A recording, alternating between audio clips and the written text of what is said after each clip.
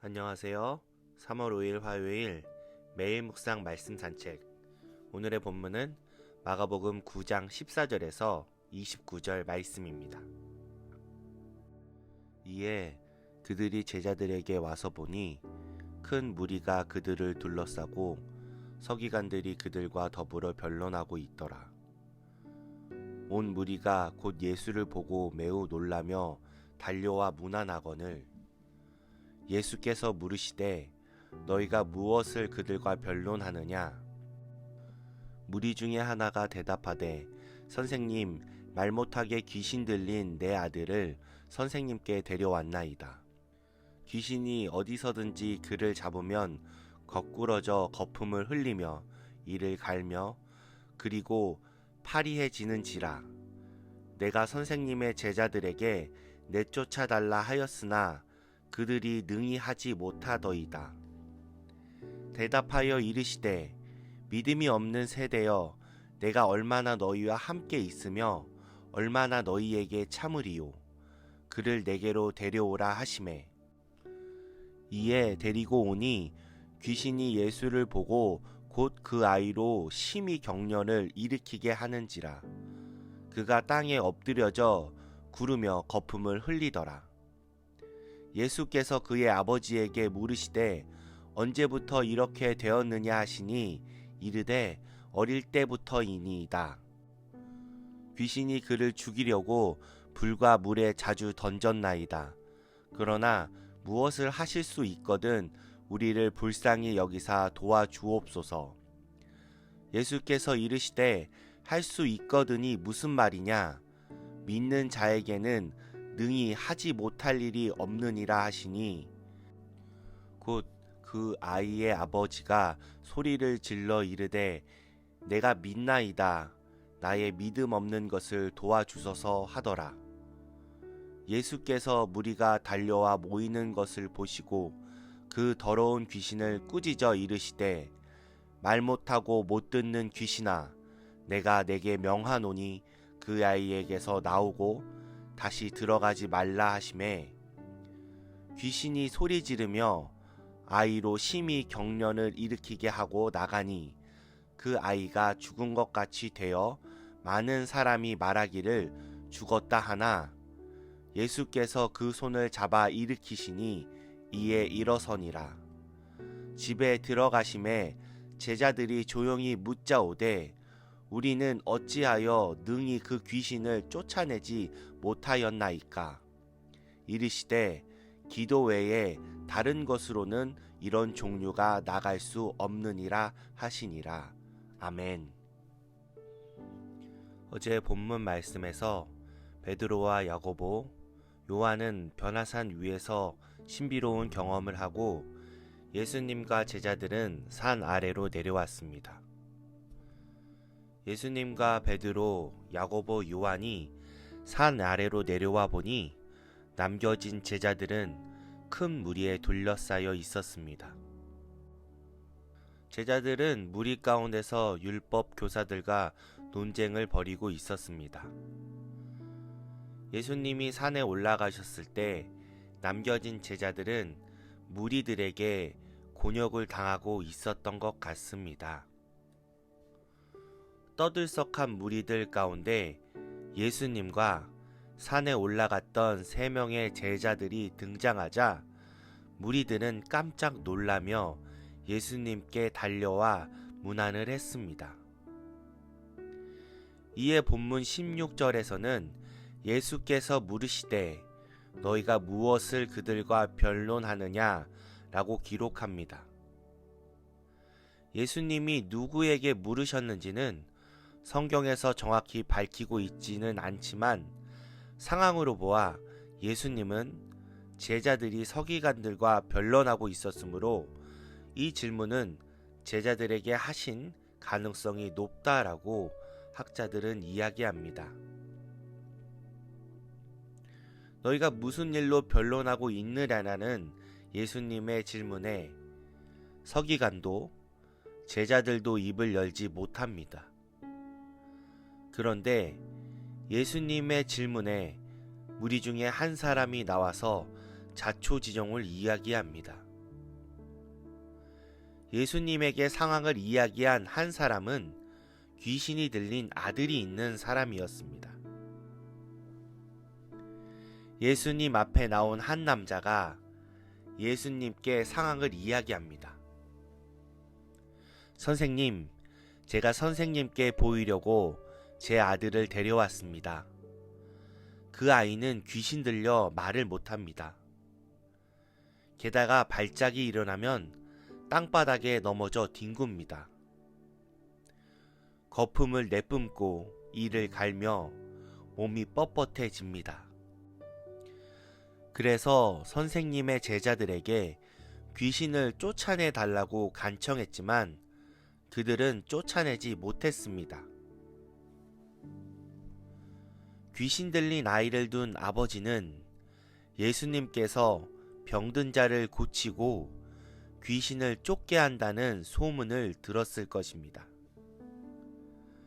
귀신 들린 아이는 어릴 때부터 귀신이 들려서 물로, 불로 그 아이를 뛰어들게 해서 아이를 위험하게 만들었습니다. 귀신 때문에 힘들어하는 아이에게 그 무엇도 해줄 수 없었던 아버지는 예수님의 소문을 듣고 혹여 그분이라면 이 아이를 고칠 수 있을까 생각하여 예수님이 있다라는 곳에 왔지만 예수님은 그곳에 계시지 않았고 그곳에는 제자들이 있었습니다.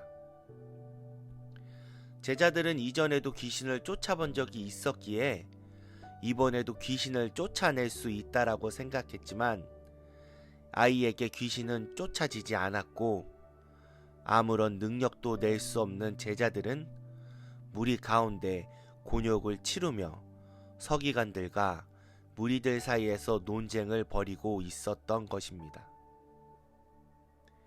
갑자기 나타나신 예수님의 등장에 사람들은 놀랐고 무슨 일로 논쟁하냐는 질문에 그 누구도 나서지 못했지만 아들을 고치고 싶었던 아버지는 무리를 뚫고 예수님 앞에 나와 자신의 상황을 이야기한 것입니다.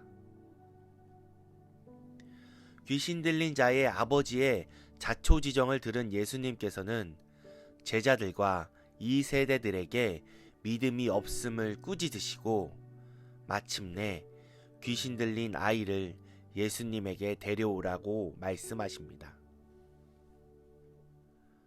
귀신 들린 아이가 예수님 앞에 나오자 그 속에 있는 귀신이 예수님을 보고 발작을 일으키고 땅에 엎드려져서 거품을 흘립니다. 귀신 들린 아이의 아버지는 예수님께 무엇을 하실 수만 있다면 우리를 불쌍히 여기시고 도와달라고 간청합니다. 갑자기 발작을 일으키는 아이를 본 순간 아무것도 하지 못하는 자신의 무력함과 능력이 있다고 소문난 예수님의 제자들도 귀신을 쫓아내지 못했던 실망감이 몰려왔을 것입니다. 그 순간 귀신 들린 아이의 아버지는 아마 지푸라기라도 잡는 심정으로 예수님에게 간청했을 것입니다. 아버지의 간절한 외침에 예수님께서는 할 수 있거든이 무슨 말이냐, 믿는 자에게는 능히 하지 못할 일이 없느니라 말씀하십니다. 이에 귀신 들린 아이의 아버지가 소리를 질러 외칩니다. 내가 믿나이다. 나의 믿음 없는 것을 도와주소서. 아버지의 외침을 들으시고 예수님은 아이 안에 있는 귀신을 꾸짖어 내쫓으십니다. 모든 상황이 종료가 되었고 예수님께서 제자들과 집 안으로 들어가셨을 때 제자들이 예수님에게 왜 우리는 그 귀신을 쫓아낼 수 없었는지 물어봅니다. 이에 예수님께서는 이런 부류의 귀신은 오직 기도로서만 쫓아낼 수 있다라고 제자들에게 말하십니다. 여기까지가 오늘 본문의 내용입니다. 오늘 말씀에서 무엇을 묵상하시나요? 예수님을 믿는 자에게는 능히 하지 못할 일이 없습니다. 예수님께서 변화산에 베드로와 야고보와 요한만 따로 데리고 가셨을 때 산 아래에는 남은 제자들이 있었습니다. 남겨진 제자들 주위에 서기관과 많은 무리가 있었습니다. 그 중에 귀신 들린 아이의 아버지가 귀신을 쫓아달라 제자들에게 왔을 때 제자들의 마음은 어땠을까요? 예수님과 따로 산에 올라간 제자들과 남겨진 자신들과 비교의식이 있지는 않았을까요? 이전에도 귀신을 쫓아봤을 테니까 이번에도 충분히 귀신을 쫓을 수 있을 거라 생각하지 않았을까요? 귀신을 쫓아서 자신들도 능력이 있는 예수님의 제자임을 증명하고 싶지는 않았는지 제자들은 무엇을 바라고 믿고 있었는지 묵상해 봅니다. 예수님은 귀신을 쫓아내고 병든 자를 고치시고 묶인 자를 자유롭게 하시는 능력이 있습니다. 그리고 예수님을 따르는 제자들에게 예수님은 능력을 주셨습니다.